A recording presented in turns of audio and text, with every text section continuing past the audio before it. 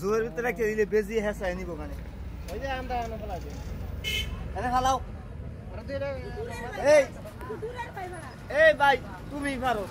খালি জুয়ের ভিতরে ফালাও করে বেজি এ না এটা আরেকটু ইয়া করো এটা এখনো লড়তেছে মাথাটা আরো নষ্ট করো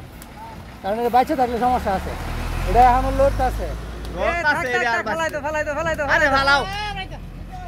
দাঁত সাত ভাঙ্গা পড়বে না ফালাও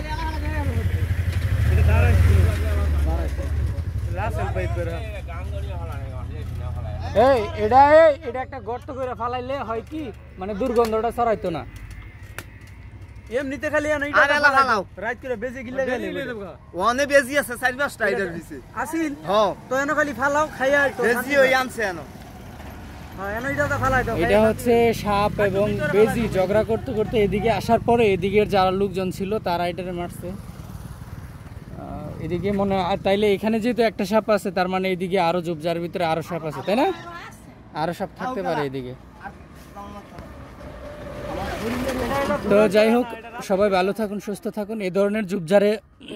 যারা কাজ করবেন একটু সতর্ক থাকার চেষ্টা করবেন কারণ সাপের উপদ্রব আমাদের দেশে একটু বেশি বাড়ছে কারণ হচ্ছে সাপকে মারার জন্য যে সমস্ত প্রাণী আমাদের দেশে দরকার যেমন